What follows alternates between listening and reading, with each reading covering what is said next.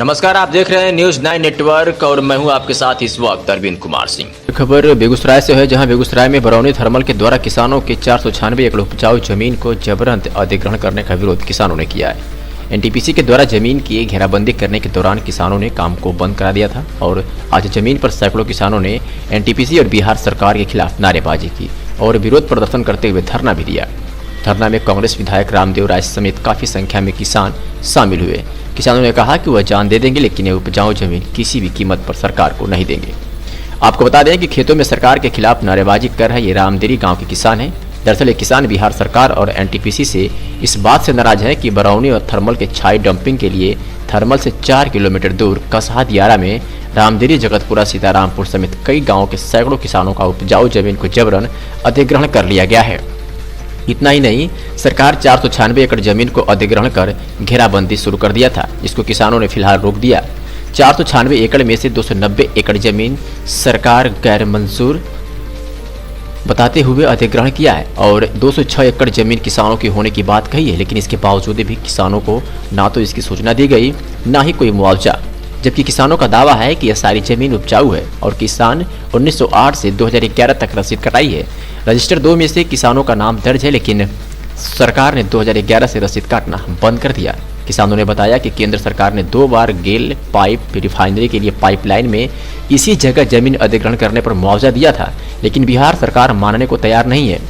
किसानों ने कहा, थर्मल के पास 896 एकड़ बंजर जमीन है, जिसे किसान थर्मल को देने के लिए तैयार है, लेकिन सरकार की क्या मंशा है कि थर्मल से 4 किलोमीटर दूर किसानों की उपजाऊ जमीन जबरन कब्जा कर रही है।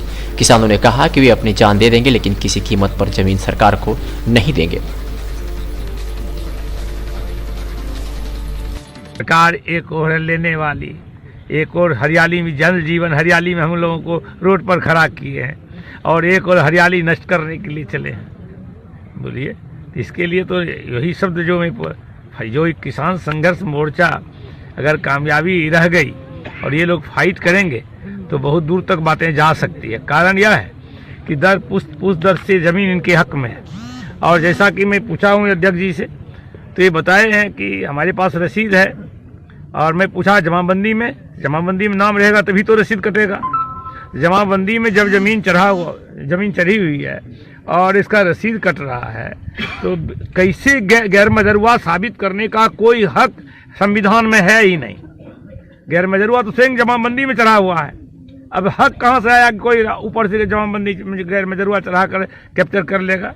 इतने बड़े किसान सभी किसान भूमिहीन हो जाएंगे। ये सुनकर के मैं आया कि सारे किसान भूमिहीन हो जाए। 1100 एकड़ जमीन ले लेना साधारण बात नहीं है, भले 2 बार ले चाहे 1 बार ले।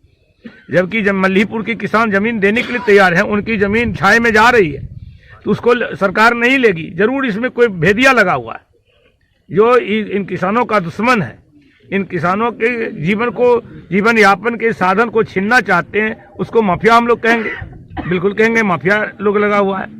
इसलिए मैं इसी सुख को ये सुन करके आया हूँ कि यहाँ के 1100 एकड़ जमीन वैसे लोगों को ली जा रही है जो बिल्कुल साधारण सामान्य किसान है और ये जमीन लेने के बाद वो भूमिहीन हो जाते हैं। हमारे संविधान में आर्टिकल में है कि भूमिहीन हम नहीं कर सकते हैं। कोई भी कारखाना बनाएंगे तो हम उसके लिए उपयुक्त जमीन चिन्हांकित करके लेंगे।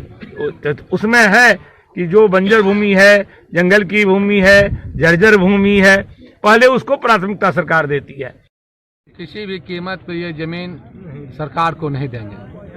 हमारी ये ज़मीन है, 100 वर्षों से इस ज़मीन पर हम लोग पूर्वजों के द्वारा जोतबाग होते आ रहा है और सरकार जबरन हमसे ज़मीन लेना चाहती है और हम जबरन ज़मीन किसी भी कीमत पर नहीं देंगे। और हम आंदोलन के द्वारा महात्मा गांधी के रास्ते पर चलकर और भगत सिंह के रास्ते पर भी चलना पड़ेगा। भगत सिंह के रास्ते पर भी चलकर हम किसी भी कीमत पर ज़मीन यहाँ जाने नहीं देंगे। हमारी मर्जी के खिलाफ सरकार जाती है तो सरकार के विरुद्ध हम लड़ाई लड़ेंगे और हर कीमत पर हम जमीन को अपने अधिकार में रखेंगे। किस तरह से अधिग्रहण किया जा रहा है?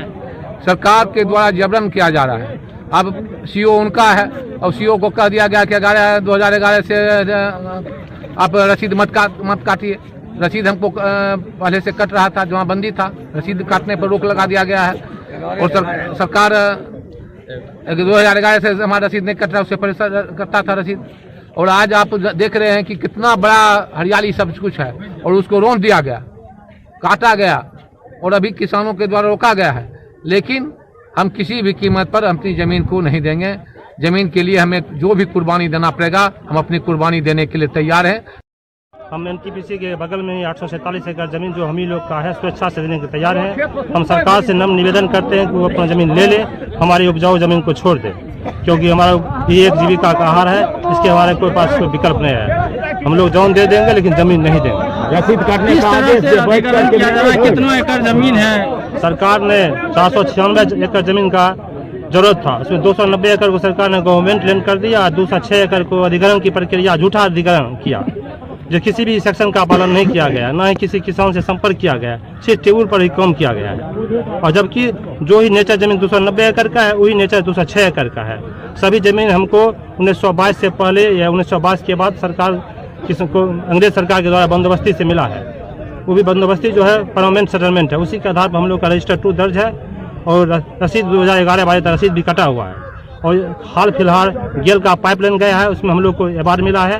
और 1962 में जो ये रोड देख रहे हैं सड़क, ये IOC पाइपलाइन है, उसका भी अवार्ड मिला है।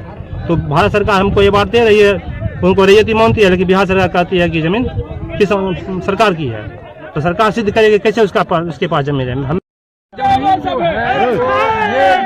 बिहार सरकार जबरदस्ती गैर कानूनी ढंग से ले रही है।